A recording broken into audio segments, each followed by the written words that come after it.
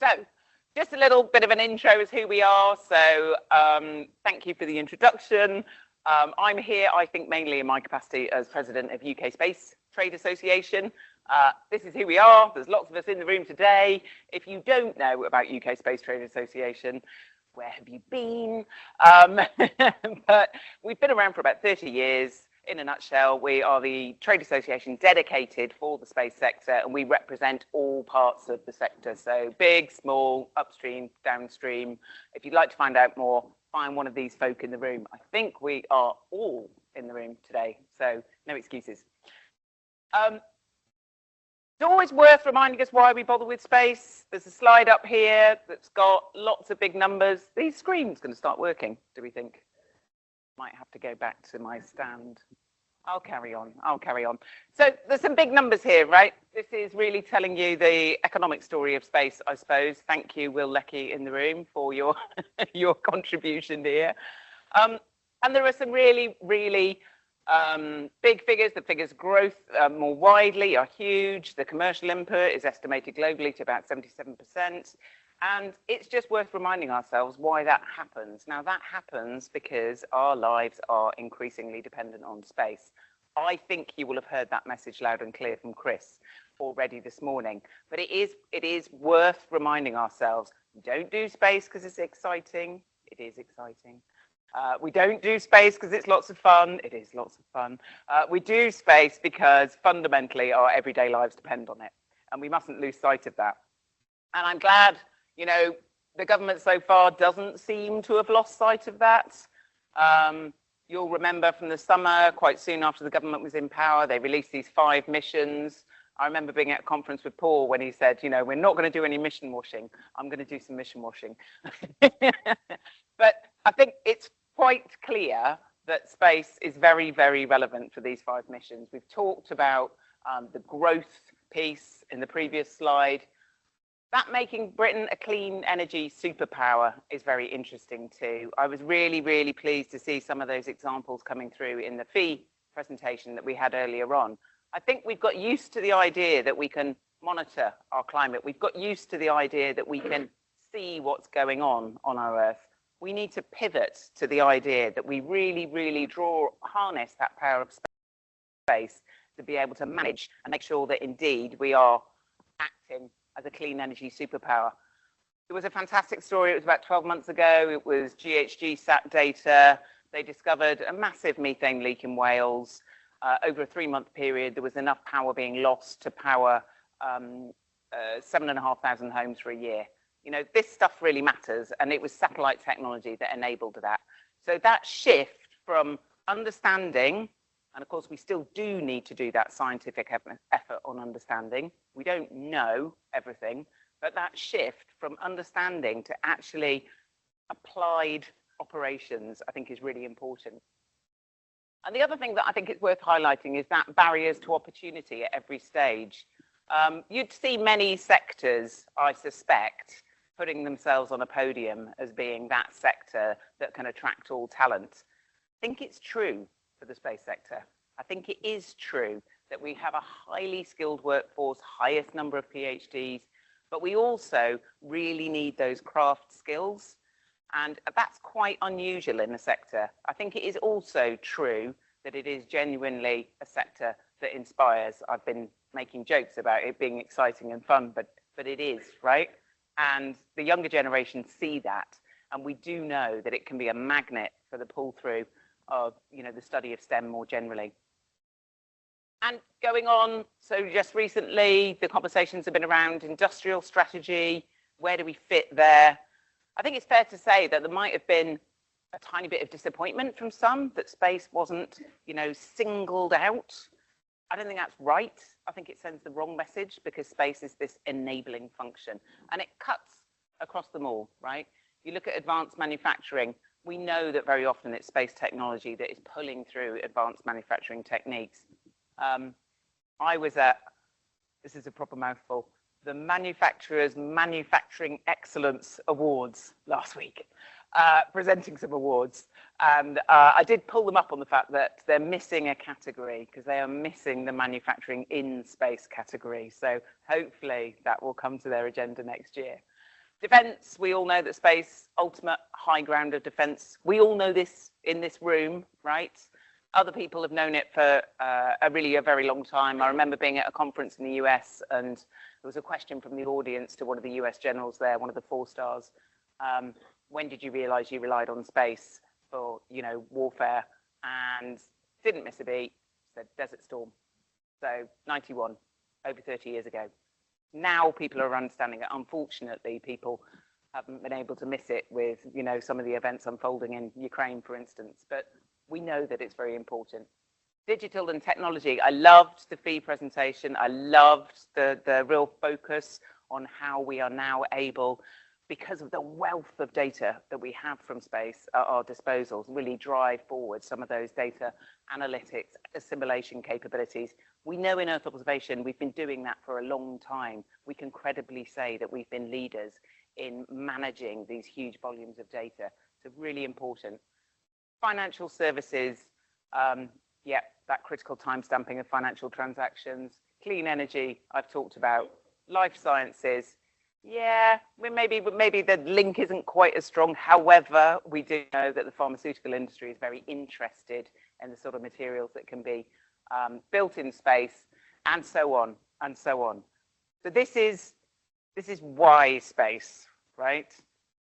Everyone in this room knows this, okay? I don't think I will have said anything new to anybody, but it is important that we keep explaining our story to people outside of our sector. We're not tremendously good at talking to people outside of our sector still. So I think it's really worth dwelling on the why and reminding other people of the why. I had the privilege of spending a week in the company of the, I believe, soon to be ex-NASA chief economist. But as you'd imagine, he's very thoughtful on this subject and put it very simply. And I would put it even more simply, countries will just be poorer if they don't have space capability. And that's a really powerful message, I think, to government at the moment. So if you've landed that, if you've landed why it matters, and frankly, if you don't agree with that, you're probably in the wrong conference. If we landed why, then you've got to go to what. And again, this has been touched on fantastically so in the swimmer presentation, because our context is changing. Space has never been more congested and contested. We know this. There's lots of people in the audience that know this. The access to space coming down as rapidly as it has in the last 10 years. I mean, it's a massive disruptive innovation in reusable launch technologies that has reduced those access costs. And with that comes fantastic opportunity, of course, but it's also, with that comes risk. And we can see that that environment is very heavily populated at the moment. So what do we need to be doing about that? We simply can't operate without space situational awareness. You know, it's inconceivable. In other sectors, you would never think of launching a big asset or driving a big asset or, you know, whatever your investment without protection, without being confident that it can safely operate. We're at risk of losing that in space. So this is where there's a very, very important role to play. These markets aren't developed, but our ability to predict future locations, offer warnings of collisions is now really, really mission critical. We need to have that increased awareness of the operating environment. There isn't a well-developed global cooperation system at the moment. And I think we could absolutely consolidate our leadership and our existing leadership, particularly around space weather. I mean, Ian put the case very compellingly. I couldn't really add to that. The bit I loved the most was Sarah's introduction at the beginning, where she said it was someone from NOAA or NASA who had said that the swimmer program was the absolute model for what the US should be doing. And I think, in all humility, it is one of relatively few areas where the US do look over the water to the UK and do recognize that we have a unique and valuable contribution to make. So all credit to the team, and let's all work together to make sure that can continue. These are no regrets choices. You know, having a capability in the UK around our operating environment and our ability to manage that operating environment is really a no regrets choice. I would say we probably need to work harder at being more specific. I know that capability work is happening. We probably need to do more to be really clear with ourselves, with our community, with the investment community, with the research community about the specific capabilities where we think the UK can lead. I was at a discussion dinner last night at the Royal Academy of Engineering, and we were having a very similar conversation. There was multiple chief scientific advisors from multiple departments. There was the chief technology advisor, and there's a real similar mood around that table about we can no longer rely on sowing 1,000 seeds. We have to give some clear signals about where we want capability. I think that's absolutely true for the space sector. In that context, they were talking about energy, for instance, and all other sectors. But I think we can lead here as a sector. We can lead with a narrative that we need to choose capabilities, and we can lead with the ability to work with government to identify those. So then how are we going to do this? I think we've got a lot of the ingredients already. We can talk about funding, but we've got a lot of the ingredients already. You know, looking at this slide, it struck me driving in. I need to update it. It doesn't quite look like here anymore, does it? But there's a few things that we could do more of. There's a few things that we could do to equip ourselves better. That long-term R&D perspective, that's getting a lot of discussion across government. You know, living within a 5-year time frame, we've already heard this morning, is challenging. Making tough choices based on need, working with government to be really explicit about where they will procure capability, leveraging government as a customer, and coordinating our access. We have a lot of facilities. Question to the room, really. Question for over lunch. How well coordinated are we? How much do we think we really sweat our assets in the UK? Or could we achieve a lot more just by a more joined up approach? And because I had a kind of, you know, sneak preview that Paul was going to be talking about hope this afternoon, I thought I'd put some reasons to be hopeful to kind of tee Paul up for later on, because I think there are reasons to be hopeful. I think we've done this before. Because I have been knocking around for ages, I do remember the programme round about 2000, the Mosaic programme, a fully funded R&D programme in small satellites, and that really, really paid dividends. It led the way. It produced the first disaster monitoring constellation satellite, a really important milestone for SSTL. It laid down the blueprint for our future involvement in the Galileo program as well. That was really, it was bold. You know, it was in the same time where, it's funny if you think about it, it was the same time where we were fully funding this tiny small satellite program that we were launching EnviSat. I watched it from close to here, you know, which is the size of a double-decker bus. You know, it was bold, but it's really paid off. Look at the sector now. That really odd acronym there, WWWEBI, someone taught me once. It's what went well, even better if. So that went well. It would be even better if we had an Earth observation data regulatory framework which supported greater export. Another reason to be hopeful, and again, I think you will have heard a lot of this from Chris this morning. We've been talking forever about dual use, and we've been, you know, espousing the virtue of developing our programs in a dual use way, but it's happening, you know, it's actually happening now. I think NSPOT is just quietly and patiently really knocking it out of the park. It is really, really important development. It gives confidence for that further closer working between the civil and defence communities. And I also think it's positive. I recognise there's been you know, a bit of a disruption this week, but I do think it's positive that the MOD are talking about UK launch capability, and they're talking about that as a key capability that they can play into the NATO partnership. Oh, we've got screens. I might wander around again then. So what went well? NSPOT went well. That sincere dual use working together. What will be even better if we can tie up our research investment with an MOD requirement, so the civil research investment being pulled through into contracts coming from the MOD. And reasons to be hopeful. I put this on because a little bit of eye rolling recently, isn't there? Because there's that charter there and that sign up there, and people, oh, it's just another document, it's just another fancy thing that you sign up to. I think this is important. I think the awareness, we need to stop and go, this wouldn't have happened 10 years ago. It really, really wouldn't. You wouldn't have had a massive event in Buckingham Palace, which is where this was, with the King talking about how important the sustainability of the space operating environment in a very well-educated way, I'd add.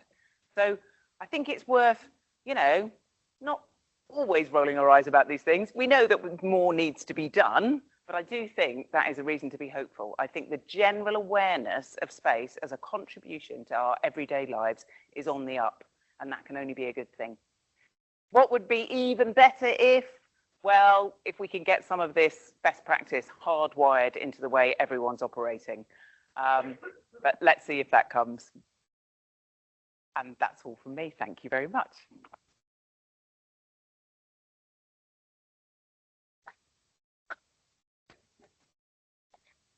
Thank you very much, Alice. We've got time for a couple of questions, if there's any questions in the room. Okay, are there any questions online? I think we've got someone monitoring the laptops. Nothing there. Okay, down here, Leah. I'm the closest. Sorry, I forgot. You mentioned tying up civil research with MOD requirements, and I was wondering, that kind of slightly rings alarm bells for, I think, academics, or at least it does for me. I wonder if you could expand upon what you meant by that. I think, so for me, it's all about, obviously, there are some fields where that research work has to go in under different frameworks, but certainly at the early TRL levels, there can be much more potential for our shared research programs. We've done it before. Again, you know, we talk about this like we've never done it. We have done it. I think if you look at the Skynet program, you can trace that all the way back to early investment in ESA funding, for instance. But we don't do it in an intentional way. So I don't think we make the most of our overall funding pot, because we come across these things in a serendipitous way rather than in a planned out way.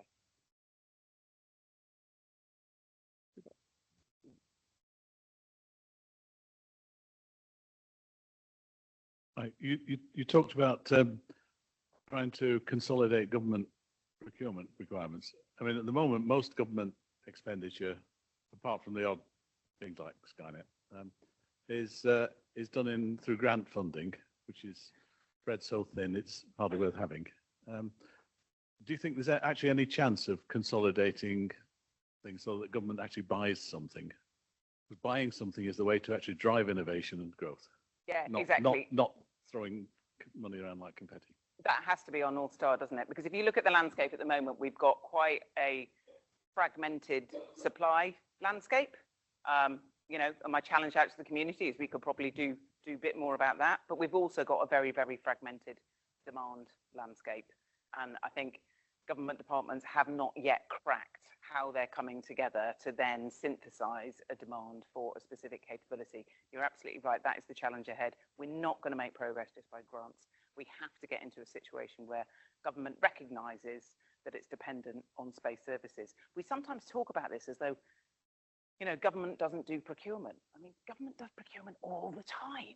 You know, government just hasn't been able to take, I think, a well enough informed decision around what the space capabilities are that would actually improve public services. That's 100% the challenge ahead.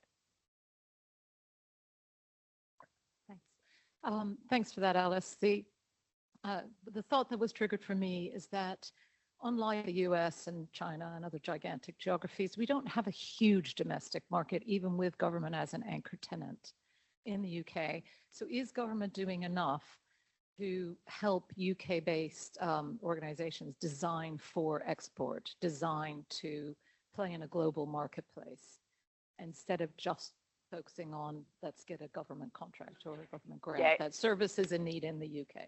Yeah, exactly. And for me, again, it all comes back to analysing our unique strengths and then understanding what other people want. Let's face it, in the last few years, there's been a little bit too much hubris around, hasn't there? There's been a little bit too much of, you know, huzzah, we're the UK, everyone will want to work with us.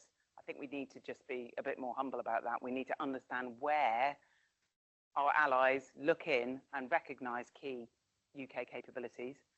I'm going to say it again, I think space weather is a brilliant example. There are others, you know, we talk about nuclear power, we talk about, you know, our small satellite capability. There are plenty of capabilities that we could have, but I think you need to have that intentional prioritisation in order for government to then be able to fully support the export opportunities. And they're there, right? We're seeing new partnerships crop up, aren't we? We're seeing AUKUS, we're seeing, you know, GCAP. We're seeing new partnerships coming up that the UK could be, the space sector in the UK could be piggybacking on the back of. But until we know what we're bringing to the table, it makes that sell very difficult. One more question over there. You talked about the need to better coordinate our assets. Can you elaborate on how big an impact you think lack of coordination has had, how we would coordinate, and how big a change that could make? Yeah. Again, it comes back to this supply landscape being really fragmented. You know, when I was in government, you'd get used to receiving quite a lot of bids for new facilities. And it was very difficult, I think, to see, well, what's the entirety here? Where is the gaps? What could be managed if we didn't just coordinate better? And I think particularly we're moving into a world where the data volumes are going to be higher and higher and higher. And we are good at the UK. We have good data handling capabilities. But my sense is at the moment they're not being maximally sweated. They're not being maximally exploited. It requires a shift of thinking. I don't know whether that requires, you know, a wholesale shift of the whole landscape or whether it can be achieved with existing structures.